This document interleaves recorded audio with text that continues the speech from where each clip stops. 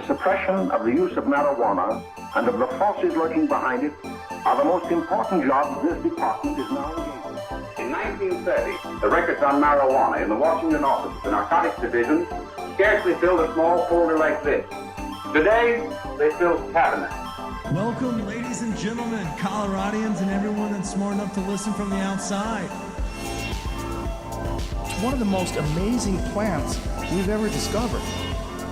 The pot party, the trippers, the grasshoppers, the hip ones, all gathered in secrecy and flying high as a kite. Upstairs and then like downstairs it's a restaurant and a club, and it's like, what the fuck?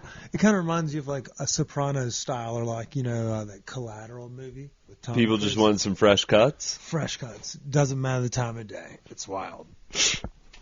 Oh, welcome back, ladies and gentlemen, to another week of Stoned Appetit. With your host, as always, it's me, Kip, and to my left, I got CB. CB, how are ya? Welcome. Are you feeling okay? I'm feeling great. Let's not say Don't great. fucking I'm lie. feeling a lot better than I was last week after battling a cold.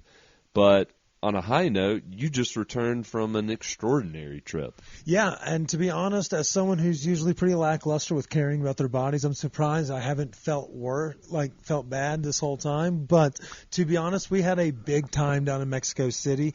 I would say it was probably a little more wholesome and tame than most of our followers, communities, listeners would think, the DGen Nation, just because went with the lady friends, so it wasn't like staying out till 4 a.m. trying to hunt cheese or anything like that. But we had a kick-ass party, Chris. It was I learned a lot. I didn't know shit for Spanish, so we'll talk all about that. I ate like a king, a rat king, like Subway snacks as well as, you know, like potatoes on the side of the road. Anything we can get our hands on, we were trying. Like you were over-serving yourself in food. And in mezcal. And in mezcal? I mean, you got to be able to get that hunger back, you know? Mezcal and weed, it's a perfect combination to, just shove it down further in the stomach. We'll dive into everything, including getting through customs with allegedly having marijuana. But nonetheless, it was a big time, and we're going to dive into all of that, Chris. But before we do that, I want to give a shout-out to our sponsors and the reason and the backers of our recent giveaway that we started this week. That's right. That's our friends over at Standing Akimbo Medical Dispensary. It's the best dispensary in Denver, located at 3801 Jason Street. And the reason I say it's the best in Denver is not only do you have the option to order online and just swing through and pick it up, but they have the best prices in town. They give you price breaks the more you buy. So if you may be having friends, you know, coming in town for the holidays, maybe you're going up to the mountains and spending the weekend up there, you want to stock up for the whole crew, this is the place to go. Not only will you save money there, it's like we said last week, every day is fucking Black Friday. It'll help you get to the finish line with a little bit more coin in your pocket. It'll be price friendly, so if you are trying to cut out unnecessary spending during the holiday season, the medical dispensary does not have to be that option. They have great prices. Check out their menu and their daily drops. Go to standingakimbo.com or Google search them on Weed Maps as well. So there's a litany of options for you there, Chris. Love those guys. Yep, and so did our tour guides in Mexico. So I took some edibles down there with me, and today's episode is going to be a lot of Centro de Mexico, but also at the end of today's episode, we're going to talk about Chris's weekend, which was not as fun-filled. But we'll also dive into a little bit of wholesome, if you have friends or family coming to town for the holidays, here's some ideas of some things you could possibly do around the Metro Colorado area.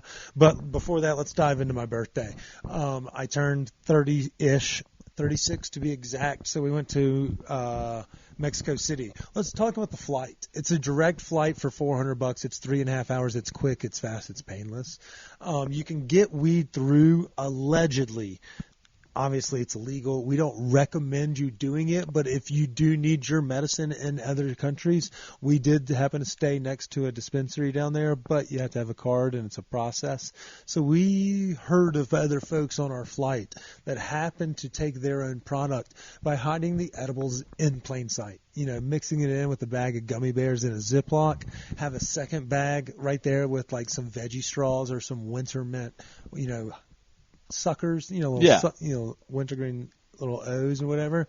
It just Munchies. Just because you're allowed to bring your own snacks on the airplane. So it was not that big of an issue. And it shouldn't be an issue anyway, especially seeing as it's slowly becoming legalized across the world. And it's medicine. But if you're trying to do the cartridges, and if you're going to a city like Mexico City, they don't seem to really give a fuck when you're coming into the country, mainly because they have a lot more fish to fry. There are so many people there, Chris. I mean, there's got to be like 10 flights that are landing at any given time. And the terminals between the two of them, it takes a 10-minute fucking train to get to the other one, so they've got you spread out all over. The place is just massive. It's huge. And so getting out of there, the taxi lines are fucking huge. It's like Texas, but better, you know? So don't do the taxi lines. Just pay for international cell service before you go down there. It's like $10 a day with AT&T. But they also have like citywide Wi-Fi. It's very mids. It's like Xfinity's Wi-Fi around Denver. Yeah. But it's still serviceable if you have no other option. It'll just be a slow reaction time based off of where you are perhaps in the city and how much the city hates that part of the city. You know, like the government or whatever. Yeah. And we'll dive into that later. But so we had service. Uber. It's every Uber's $2 to $7. So just fucking do that. It's so much. It's a little bit more difficult to navigate trying to find your Uber in a pool full of just chaos. But it's a lot easier to get out of there than waiting 90 minutes for this queue to just, sum up and it's your turn. So you decided against the Metro? Yeah, Chris, you're a ballsy man. I know it probably wasn't my smartest move, but I mean, I could have been beaten and just, I don't know. I went for it. So we stayed in the Roma Norte, and so we had a lot of folks asking us on social media, "Hey, I'm headed in March or I'm headed in January. I've wanted to do this trip. Where should I stay?" Roma Norte and the neighborhoods around that area, a little bit to the west. I think it starts with this. It's like Contrim something. Whatever those areas right there around the Juarez area, those are all really nice foot trafficked areas. There is a large police presence, but it's mainly there as like to ward off any other concepts. But what we were told from a friend of ours and from a guide is, if you're a tourist, get on the radar with the police officers. Like, they're not going to be on your side ever, and they're going to shake you down. So don't like smoke a vape pen, or even like if someone's smoking a weed cigarette, give it to your resident local that may have fluent Spanish, and because they're not as intimidated by it, and the cops won't be able to shake them down. Whereas that's kind of what they'll do to American. They'll be like, "Oh, you're drinking a can in public. You ready to go to jail?" And they're like, "Oh, no, I don't want to go to jail." Right. And they're like, "Well, give me fucking 2,000 pesos. And then what Mel said, which was one of our guides, she was like, "They'll be so nice as to take you to an ATM in their car, and then you can get the money out and pay them, and they'll let you go." So that was the concern in the neighborhood, which is a great problem to have. Is if my biggest problem is don't get caught smoking weed, then we're going to be okay. Yeah, I think y'all stay in the right area. I stayed in the historic, like in the central area, but the Centro area? Yeah, but I did it as a private room with a family, because I was going down by myself, so I didn't have my own Airbnb.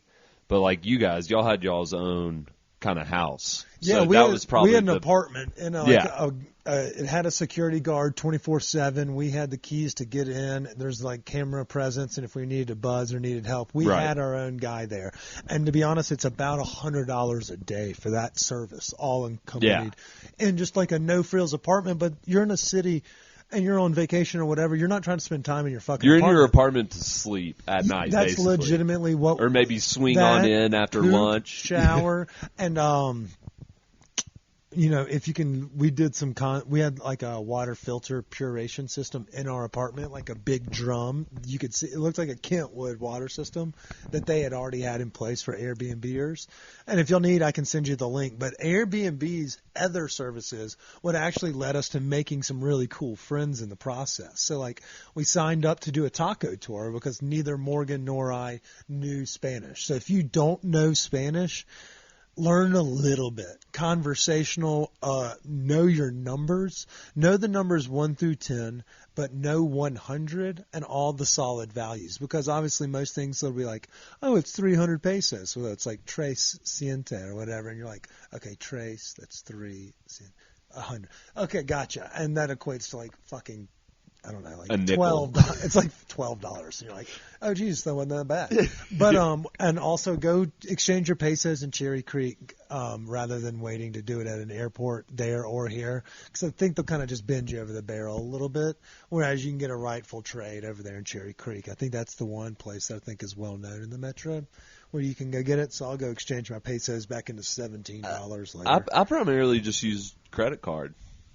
Well, Chris, that's cool and all, but that's not how I went. So fuck off. Yeah. Well, I'm sorry about that. But then also, I guess we did a lot more street things, like all of our foods, and like we were paying things like a lot of markets. Well, yeah, but then I forget, like my bank had like a bank down in Mexico, so I could just go to an ATM and get it. I mean, there's Citibanks fucking everywhere. Yeah. So I went to the bank multiple times. It felt like a titty club or a strip club or a casino. I was having so much fun, but I was buying knockoff fucking Ray-Bans and shitty soccer jerseys that they probably used in the loo beforehand. So let's backtrack to the taco tour. Okay, yeah. So with that, like, was it better than you expected? Because sometimes when you think of like food tours, you're like, it gets it's corny. fucking cheesy. So, yeah. Because I didn't go on one. I asked the family I was staying with, like, yo, where do I need to go? If you have that luxury, that could work out very well for you. We have some friends that live there that were nice enough to give us some ideas. We have some friends that frequent down there, including some chefs in our community, like Chef Michael and Chef Manny, that gave us some tips also. And they're, like, so we've gotten a lot of those. But at the same time, like, we want to just let somebody else, so yeah. And they have all sorts of shit. It's like, oh, do you want to go drink mezcal and go to wrestling matches? Yes, please. Yeah. Do you want to? And it's a bunch of. It's not like it's local. There are some Mexicans from other parts of the country that are doing it, and then you just kind of get to goof off and meet other folks. And I will say that if you do it in smaller or more intimate groups, you get a more fun cultural experience. Like, you can kind of do what you want, and you can have as many tacos as you want. You can talk with the people. You can exchange edibles, and like multiple people had vape pens in our bike gang, so like we were all just puffing tough rolling down the street. But what we learned was that some of the best tacos are the ones that are set up outside of subway stations, because they garner so much foot traffic that people will kind of turn you in or out. So they'll either like dismiss you, like you'll get cold shouldered if your neighbor's doing better work than you. So like the people that are over there are like grinding for the spot. The workers. Yeah.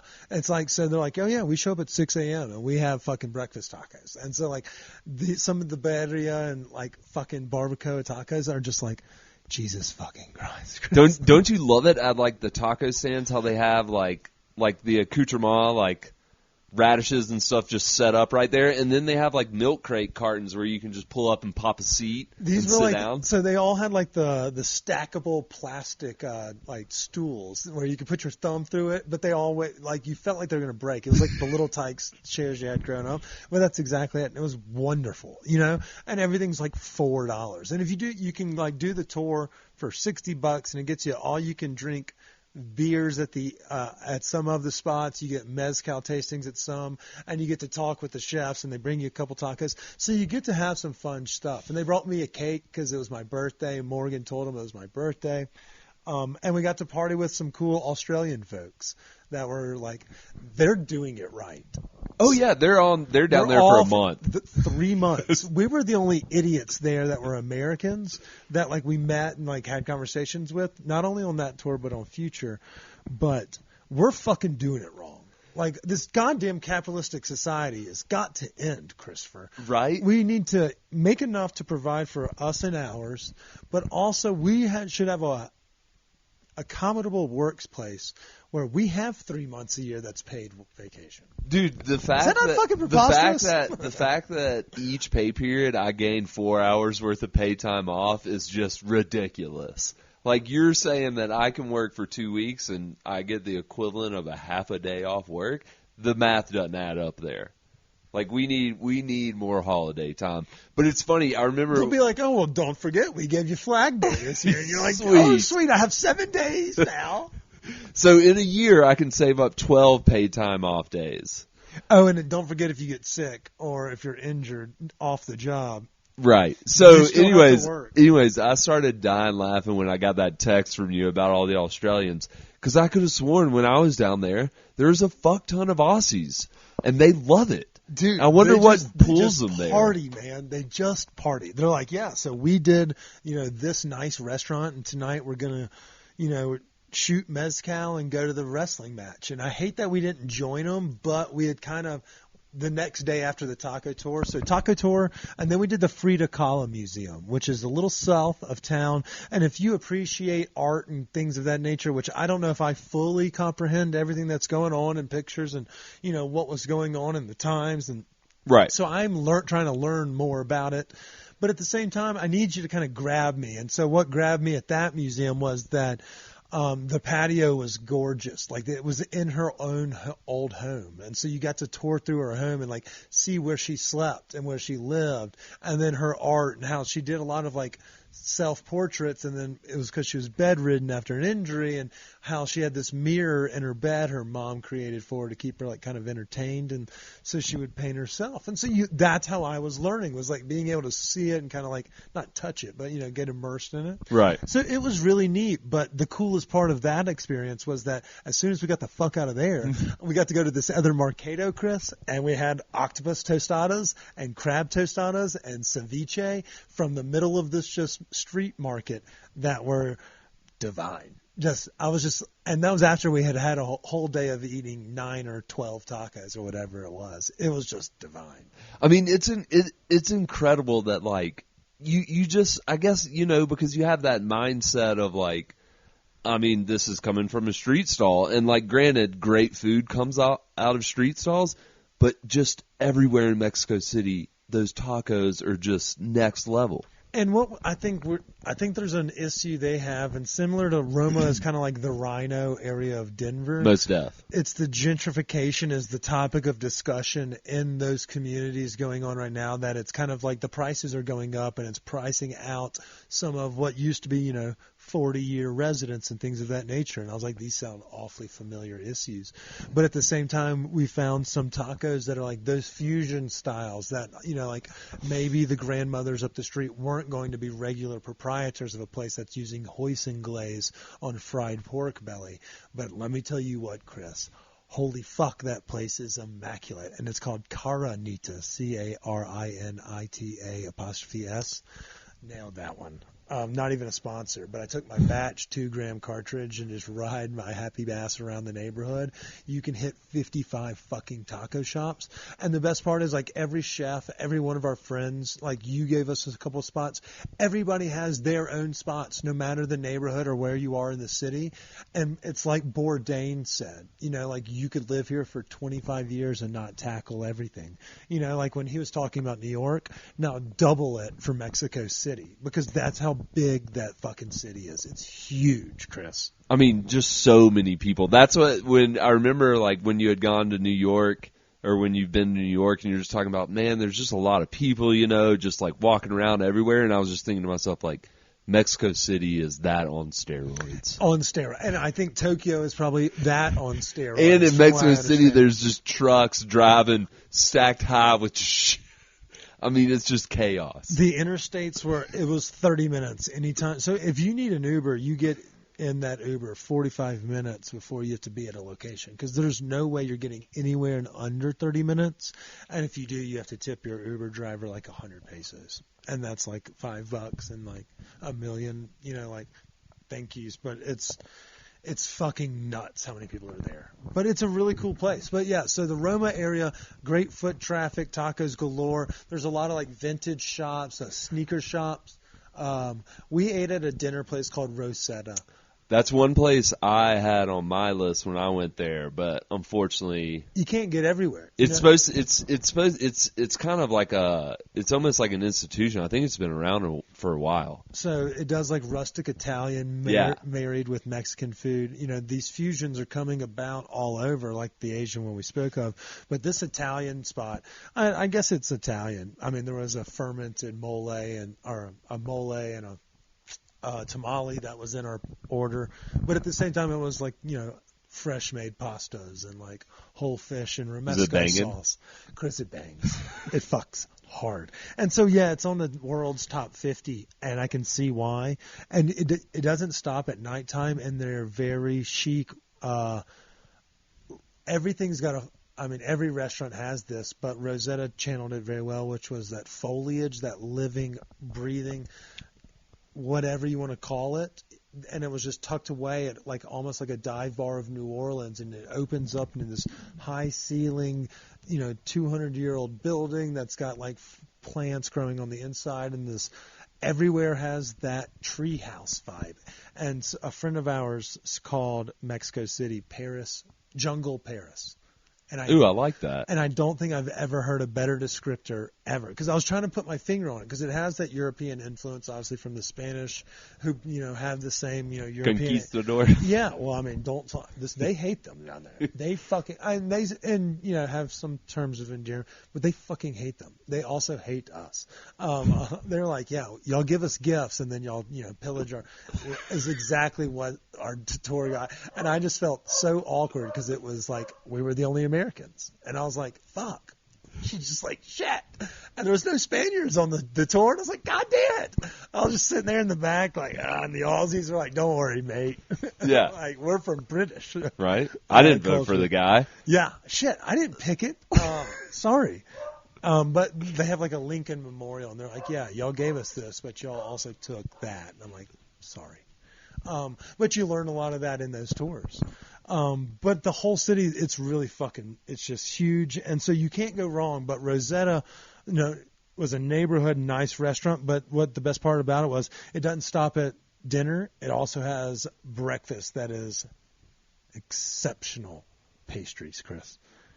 Exceptional pastries. And you can see it on our social media page. We have the highlights page up there. We'll be having a guide, and we'll have a video review on our socials, YouTube and Instagram and all those things, so you can see all these, and you can always slide in our DMs. We may even put it on our website of like places we hit, so you can go if you want to grab reservations, and you'll also see it all in the newsletter as well. So. Dude, I think people sleep on Mexican sweets. Like, Mexico love their sweets. The churro game is just like, fuck me up, fam. It is so good, Chris. It is so delicious. And how they incorporate melted chocolates, fucking caramel, all of those things. I mean, their candies are a little bit off, because I'm a fan of a Skittle and a Snicker, and they have those representatives. But there are other ones they but use like their pastries and sweets are exceptional. And fruit juice, they goddamn love it down there. I'm going to start using a hibiscus lube. I fell in love with it down there. They fucking put it in everything, and it's just delightful. But yeah, it's so funny how churros are so good down there. And then you go to someplace here, and they like serve up churro as an afterthought for a dessert, and they're just hot garbage at most places. I'm not going to say everywhere, but I'm just going to say down there, getting that long tube, dipping it in the chocolate, it's just fucking incredible. I had one this morning for breakfast when I was cleaning up. I was like, is that a rogue churro? I will have one. We even tried a pizza place one night. So we tried to get a mix and match of different, like we ate a fuck ton of like tacos and street eats, like, I mean, I don't even know what some of them were. Obviously you ask for this, and you're like, is this what fuck it, who cares? It's delightful. But we got to mix and match a bunch of things. And so we didn't get to hit places like Pujol, which is number 4 in the world on the world's top 50 restaurants. But the best part is they have 7 in the top 100. And it just gives you more reason to go back, because it is very friendly priced. Obviously some of the restaurants like Sud, I think they said Sud 777 was, it reminds you a lot of like the Wolf's Tailor. Like it's high refinery. Like they do things exceptionally precise and well. Foams, broths, bubbly things, citrus powder. Things that I didn't even know. I was like, cocaine bear, brah, on our social media video. Like I was like, what is this? And so I had to ask him twice because I don't know shit for Spanish. But obviously, in restaurants like that, they have an English-speaking team as well. Yeah, that's what's crazy is like when you go to those places, like I went to some of those places when I was down there, and the level. So yeah, like the level when you go to some of those nicer spots, like I had done Pujol and I had done Quintonil, and like when you're eating in there, like you are upper class. You know what I'm saying? Like, this is like high society, business people. Things are fucking happening. And, like, I will say, like, Pujol was a little bit laid back. Like, the presentation was gorgeous and everything was orchestrated and it was nice. The other nice restaurant I went to, like, the service was like, it was layered. And, like, you were getting, like, it was like a 12-course meal and you were getting, like, the intermediaries. You were getting the foams. You were getting beverages paired with certain bites. You were getting cactus. Like, it was just wild what they were doing. And it was, for that kind of fine dining over there, it's a lot. It feels different than the fine dining here. In a sense. Okay, so, and I mean, I could understand that wholeheartedly. I think it could be. Like, we saw things like jellies, like gelatin bites come into play. But at the same time, I'm not necessarily in the scene of the refined dining aspects on a regular basis. So I can't truly speak to it, but I can tell you that your experience at Pujol sounds eerily opposite of what happened at Sud. It's like, it has like an Asian vibe, but it's like we had like truffles and mole, pho and mole, and like all these random like great things, stuffed squash blossoms and like foams topped with caviar, and we're like, the fuck is a lavage? Like I don't know what they are. So I mean, I had fun. I enjoy eating things outside of the norm, and that's what we were looking for. So, and I'm not saying that Denver's missing that, but Denver's not there as a food city. Like I think most folks on both coasts would even say that we're an up and coming community in terms of the food. And I think when you have folks like a Kelly Whitaker who's doing, a Caroline Glover, folks that are pushing the envelope in terms of creativity as well as in what they're, putting on the plate in their, expertise and skill set, that we're well on our way. But we're talking about a city that I went and took a piss in a ruins that was 100,000 fucking years old, Chris. But so like they have a long established path and 25 million people, so they could always find a crowd that would there. I know Kelly does very well at his spot, so I won't speak to his, but there's a lot of fine dining spots that are like, God damn it, what do we have to do to make sure that folks want, because Denver's dead outside of Friday and Saturday nights, the occasional Thursday red herring, but like odds are, like on a Wednesday or a Tuesday, outside of Tamaki Den or Sushi Den, you can probably get a reservation in most restaurants in Denver. Yeah, and even I could not in Pujol weeks in advance. No, and and like I mean, Denver's food scene's growing, but like in retrospect to like those type places like Sud 77, those type places where you're getting these jellies, you're getting these foams, like there's not a lot of there's no really dining options here in Denver that really do that type of like really fine rigid cuisine. What about Beacon would probably be in that camp? Beacon would be in that category. And what's the chef that comes to your house who has the Michelin star? They'll fucking slay it as well.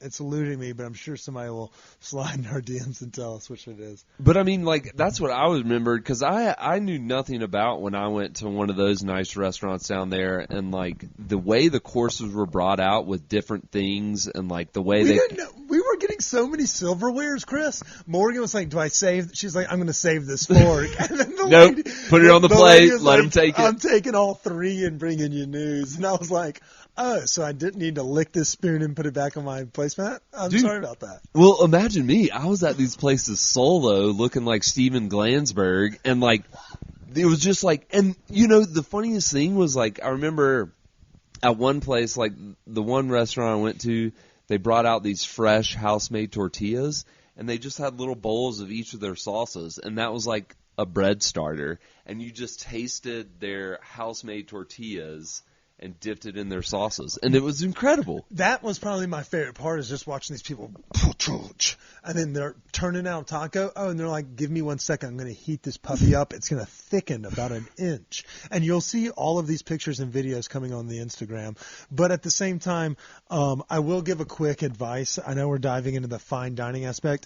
If you're doing a ruins tour, I mentioned I did that. We did one. It was a little larger group.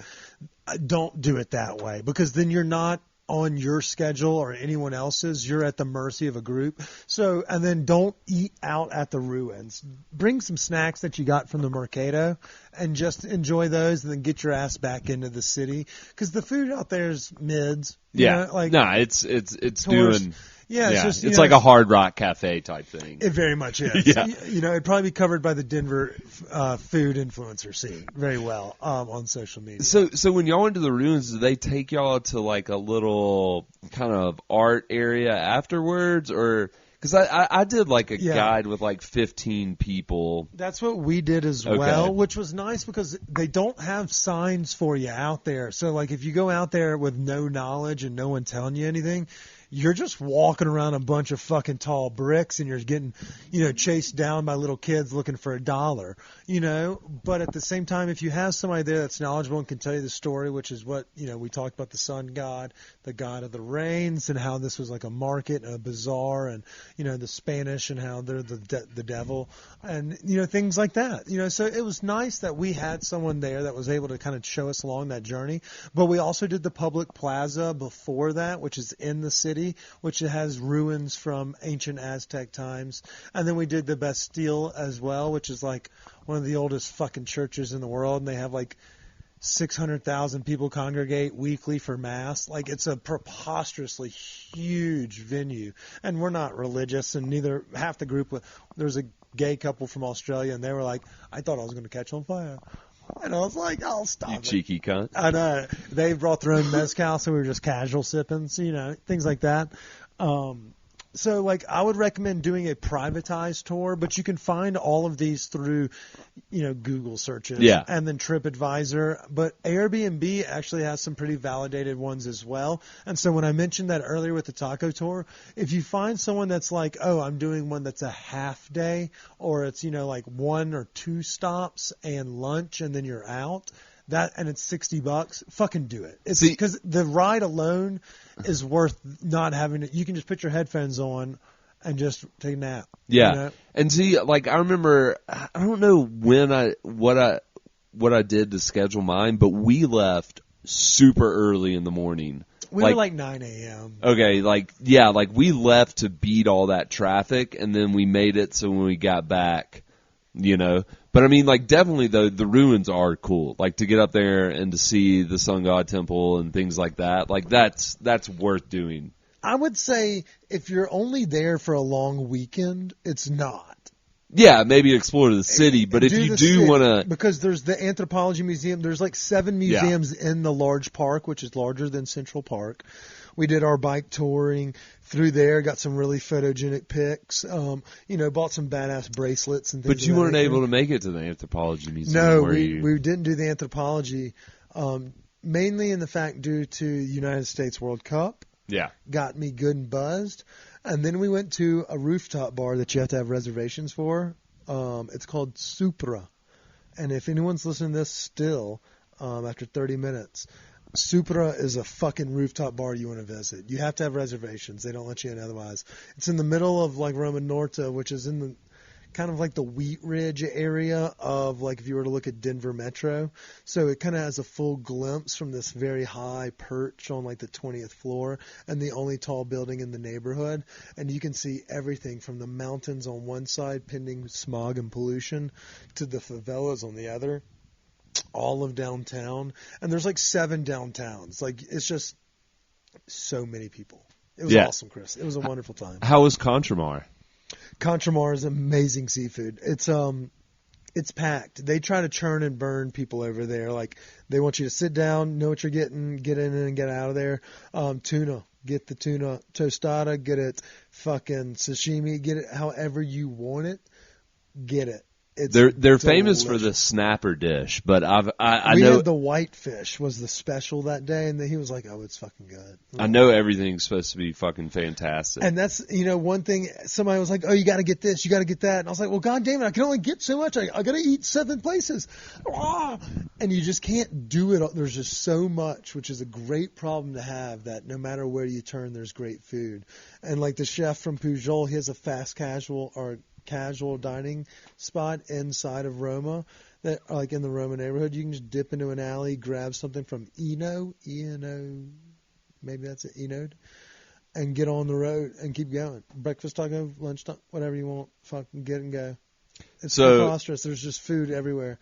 Great food everywhere. I can't implore you enough. If somebody's like, "Oh, let's go to Cancun, let's go to fucking," no, don't do it. Don't do it. Go to Mexico City. And the mezcal is wonderful too. Tequila's great. Yeah. And if you're, if you don't know Spanish, make sure you can count to 10. Well, let's be honest. There are beautiful beaches around the world, so why waste time just going down to a filthy, touristy run kind of area when you could visit Mexico City? Yeah, and I'm sure that we did most of the tourist things. I'm sitting here telling you about like tourist restaurants and like neighborhoods that have like, $100 T-shirts and shit. But at the same time, I bought a lot of cool T-shirts for $3 in the Centro neighborhood. Everyone's Christmas gifts. If I am balling in Gucci and Louis Vuitton, don't think that I got the bag from one of our badass sponsors. I love them, but we're not spending money like we're fucking. I raided those markets, Christopher. I'm going to look snazzy.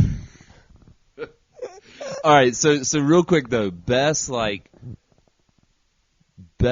meat that you had on a taco. What was it? Was it something crazy? No, it was the birria. The birria taco was the next level. It was great. I would rank that. That hoisin fried pork belly was my number 2, and there was a red snapper from this place called like Pulpo or something. Oh, and then there's a place called Jenny's Quesadilla, JENNI''S. Love a good dilla. Yeah, great dilla. And the dillas for them are a little bit different. You have to tell them you want cheese, but.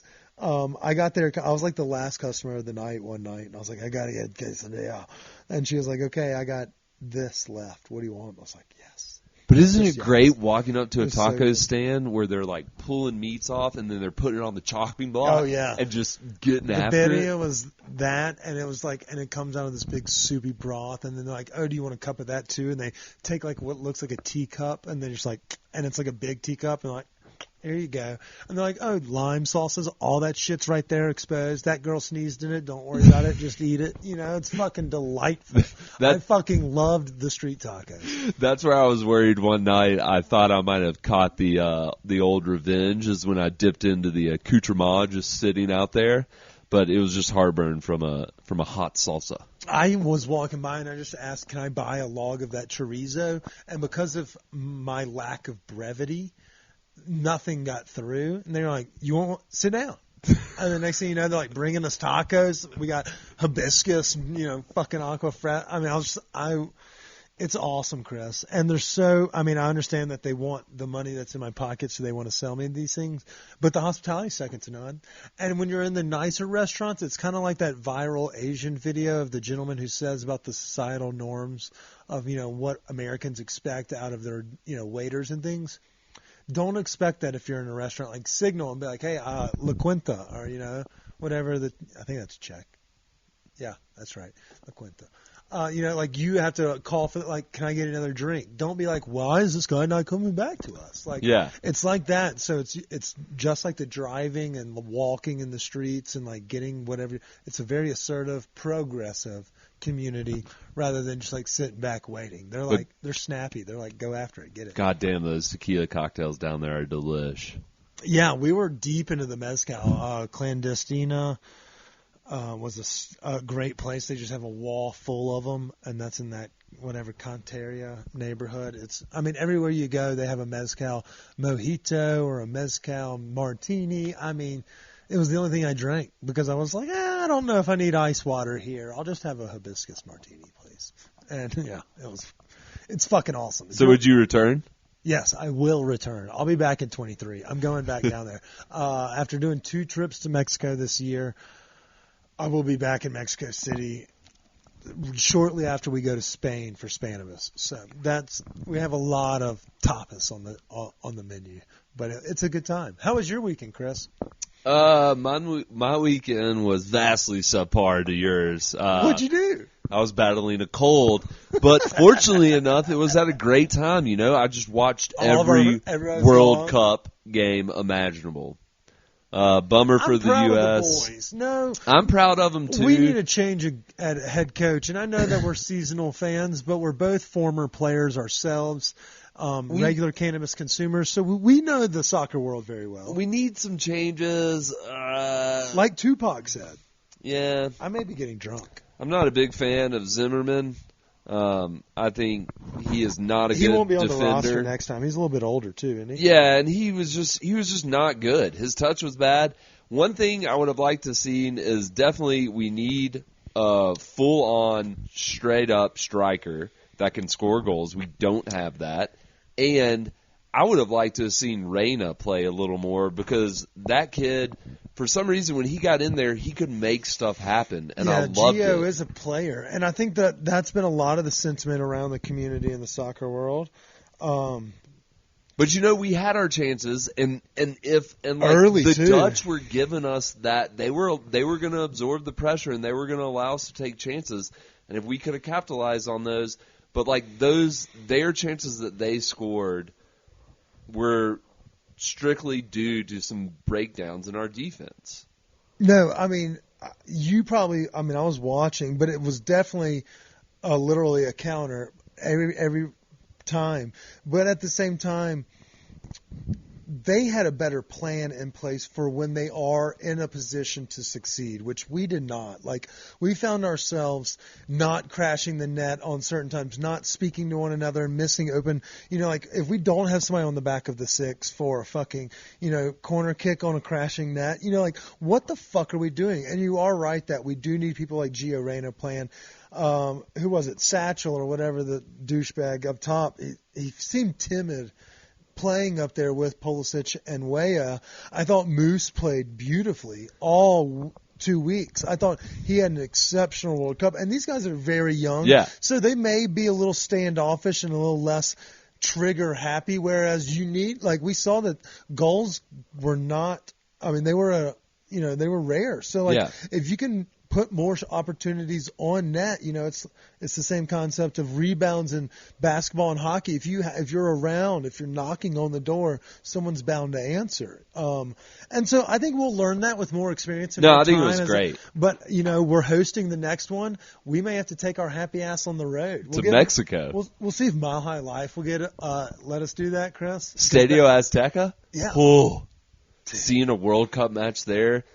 Oh, that would be fucking insane. And the best part would be let's go. Well, I'm sure tickets to watch Mexico play would be brutal, but go watch Cameroon versus Serbia. Be like, fuck yeah, I'll go to that game. 100%. If we win it's like winning the lottery for Fish Tour. You're like, yeah, okay, now I'm going to Jones Beach. Right. That's where we are.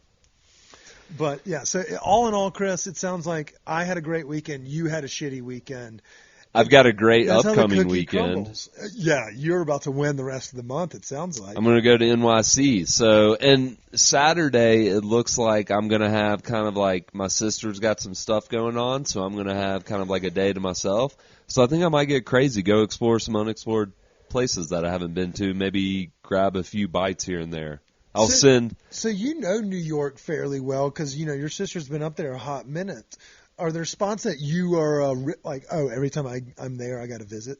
Yeah, the Severna Caclaudy is in the Greek restaurant in Astoria. That's well known around New York. Season 2, 3, 4 listeners all know that you love those those Greek potatoes. Yeah, and I'm going back for more. What are they? Lemon potato? Yeah, I'm getting those 100%. So that's obviously happening.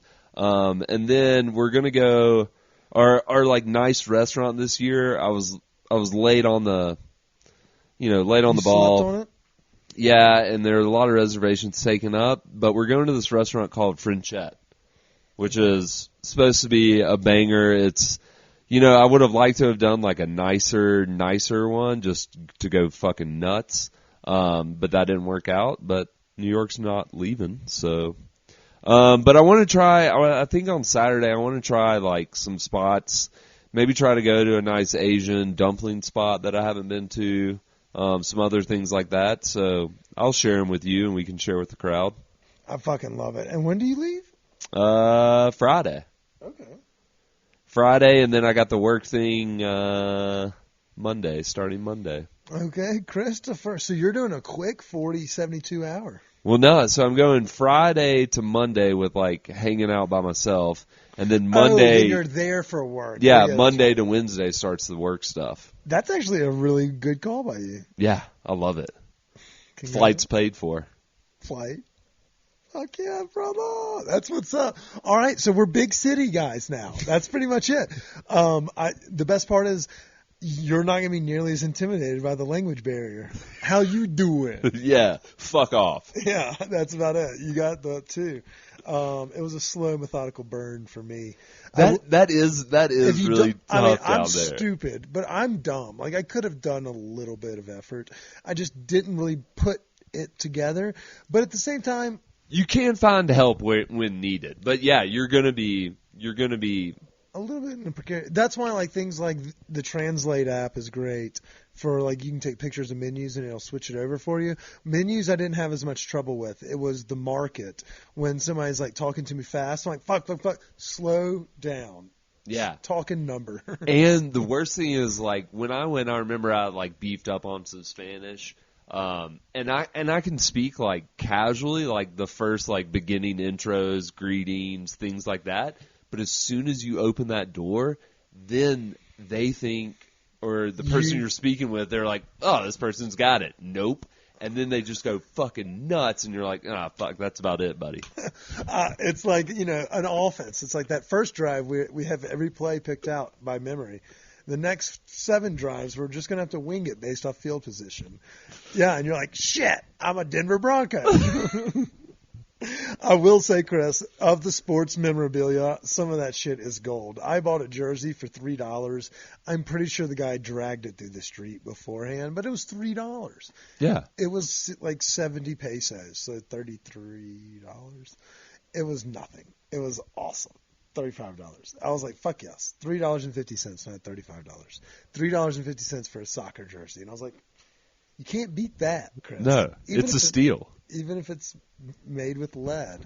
And it probably, he was probably trying to sell it to me for 100 pesos, but I didn't have any comprehension skills. So maybe we'll retain that next time. Speaking of next time, my parents are, speaking of this week, sorry, you're going to New York. I have my family coming into town, and I'm coming off of like a 5-day bender. So I wanted to run over some ideas for other folks that had Christmas coming, family coming to town for Christmas, and some wholesome ideas that they could also do before we get the fuck out of here. What do you think? Yeah. Okay. We have a guest after this. Surprise. You didn't see that coming. But this last segment brought to you by our friends over at Batch Extracts. Y'all saw I took that 2-gram cartridge pen down to Mexico. Well, the lucky thing about it is I wouldn't recommend you doing that, but I would recommend you picking up one from a dispensary nearest you. They have 200-plus locations spread across the metro area. And my favorite for just snagging a quick one, cheap, it's not going to break the bank, Oasis. It's right there at 44th. It's not too. It's right there next to Walmart. I go get crawfish tails from. So if you're looking for one, they have locations. You can find them on their website. Go to batchextracts.com. But they have. It's the 2-grammer. It's pretty much. It's like a baseball bat. Like you could use it as a home defense weapon if you leave it on your nightstand, like I do mine. So think about it. Yeah, you could poke an eye out with that thing. Poke an eye out. That's like a thumb. You could jam that in there like it's a UFC fighter. Okay, so the last segment of the night, we're going to talk about the things that are worth a while this coming holiday season. And so it's kind of what would you do, Chris? So I got my parents. They don't mind a good cocktail. So here's a couple ideas I was running. Obviously, we have the Chris Kindle Market. Not only the one right off the 16th Street Mall next to the Mint, but also the Civic Center Park one that is piping starting this week as well. Yeah, that one looks huge. Yeah. Also, the Georgetown Christmas Market up in Georgetown, Colorado, just up 70. It started this last weekend while I was down in Mexico, but this weekend, for those that are listening right now, it's coming this week as well. So it's a full kind of like bizarre vibe, like Bazaar, not like weird. It's cool as fuck. It's like an open air market where they're selling a bunch of Christmas gifts, Christmas decor, and the whole town is playing along and decked out. It's fucking sick as shit. And they have the Santa train ride up there as well. I'd probably not dive into that one with the fam this weekend, just in case you don't want to get stuck in traffic on I-70 because the snow is coming in this week. Is it? Oh, the mountains are getting pummeled this week. I love to hear it. That's a great thing to hear for all of our ski friends. I'm just coming out of a cast. Yeah, this weekend would have been great if I wasn't sick. But, so maybe if you don't want to risk getting stuck in the car with your folks, maybe not do that. Okay, here's another one. The Performing Arts Center, they have a bunch of different Broadway shows going on. Shout out to our buddy Jamie for putting us on these. My Fair Lady was recently in play. There's also The Nutcracker and a litany of other shows that are coexisting all over there in the downtown area. So you could kind of double dip, you know. And if I was to do that, you could do something like, trying to think downtown, La Diabla. If you're craving the Mexican itch, I may be off of it for a week or two. But Cholan, I am craving dumplings or Jamaican food. Jamaican me crazy. That's right there on 16th Street Mall. So that's an option. What do you think about that? That's good. Yeah. You also have to remember, although you got to plan a little bit ahead for this, but like the whole Blossoms of Light, the Denver Botanical Gardens. I have the Botanical Gardens on there and Zoo Lights. Zoo Lights I don't like as much because I feel like the animals are not enjoying it. I feel like they're miserable. It just seems like there's too much going on. I feel like there's music, and they're like, I don't want to listen to Mariah Carey. They are probably not accustomed to that, and they live in a jail cell, and we come in voyeur. I'm kind of on my way out on my love for zoos. I want to be more in refuge camps than I do zoos. Like go to the wildlife refuge where you're in the car. I feel like that'd be more fun. I feel like the zoo's a little bit scarier now. I feel kind of bad for all the animals. That's true. I know, like it's sad as fuck. It is sad, but and then they're like, oh, by the way, we're going to put lights everywhere. So I don't know if you're all colorblind or if you have a disposition to lights, but we're going to deck this bitch out with Christmas lights as if they had a say. They're like, the fuck, this is obnoxious. And you're going to do this every night till 10 p.m. and blare Mariah Carey? I know tons of people that would be livid about that. Not to mention they don't even have horns that kill people. I'm thinking of the rhinoceros. Yeah, I got that. Yeah. You could always visit the museum. That's my next on the list was bring the parents to the Lost Seas. Ooh, Unseen Oceans. Unseen Oceans. I have not seen that one yet. You're so bad at your job, Chris. Oh, first you just said you're going to go party in New York. I'm and sorry, now you're not even pitching a good pitch. I have to work, but yeah, I've been meaning to slice up some of my work time to go up there and see the Unseen Oceans. I've heard great things. Yeah, I've heard it's awesome too. Yeah. So that literally is right next to the Dali immersive exhibit at Stanley, which I've already done. I think we talked about it last week. I'm kind of blacking out. And then if we wanted to do something a little bit nice, like cold weather, which I don't think they'd want to do, curling, ice carts, or do the drive-through light show where you roll the windows down and get in the car. You know what I'm talking about? Yeah. Where are you talking about curling at that place on the way out to I-70? Yeah. Okay, I've heard that. I don't know. You can get pitchers of beer. It's like bowling. No, I know. I've heard that's I don't know how big of a group you need, or I don't know. I heard that shit can get fucking hell expensive. Okay. Well, I'll have to look into but maybe it. Not. But I wanted to bounce maybe these I'm wrong. ideas off you, as well as float some ideas to the community. And if somebody else has a better idea, please let me know. And don't be like, oh, there's a Christmas bar pop up. There's 50 of those, and they're all fun. I love a cinnamon toast, nutmeg cocktail as much as the next person. But at the same time, I need ideas. How can I entertain parents wholesomely for a couple hours at a time? Yeah. slide into the DMs, give them some ideas. Yeah. Well, we want to thank not only everybody for tuning in. If you have any questions about traveling to Mexico City, how to allegedly get your own cartridges or edibles home or in there, or if you have any if you need questions about Denver, and if you have people coming to town, you're trying to find a place to throw a party for the holiday season, or just watch a World Cup game, we're here to help. We're here to tell the stories, and wait for the story we've got for y'all. We're going to finish off season 4 with a bang, and then we'll probably take the week of after Christmas off. So y'all get ready. We're going to finish strong. Before we go, who do you think's going to win? Who do you think's going to be the cup winner?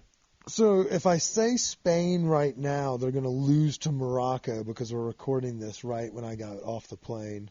But if I say France, they're going to lose to Argentina because that's just how it's been going for me recently.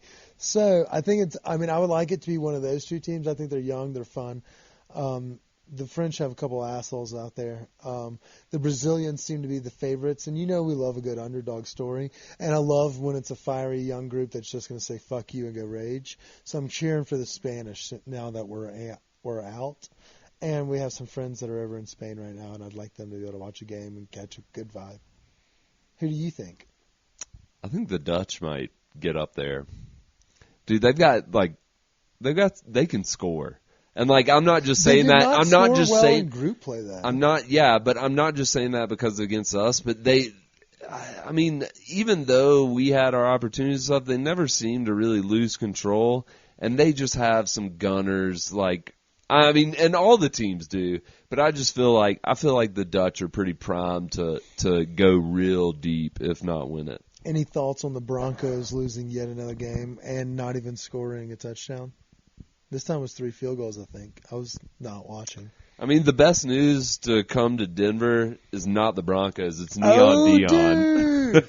That you forgot about prime time. I was gone. Jackson, Mississippi to Boulder pipeline is thriving, Christopher. It's thriving. Look at what it's given this city. It's given it helped develop Stone Appetit.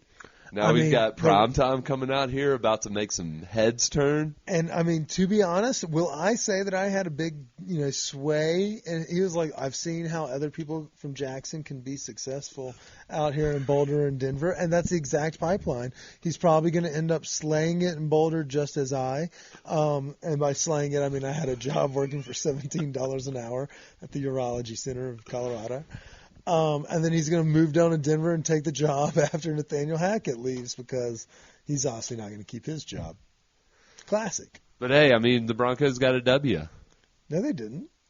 Oh, they lost by 1? Yeah. Oh, sorry, I forgot about that. Yeah. Well, that's how much I care about the Broncos these years. That's totally understandable, Chris. But for our listeners, we do love y'all dearly. We hope y'all have a great week. Happy holidays. Thanks for tolerating Kip's return from the Jungle Paris. Cheers.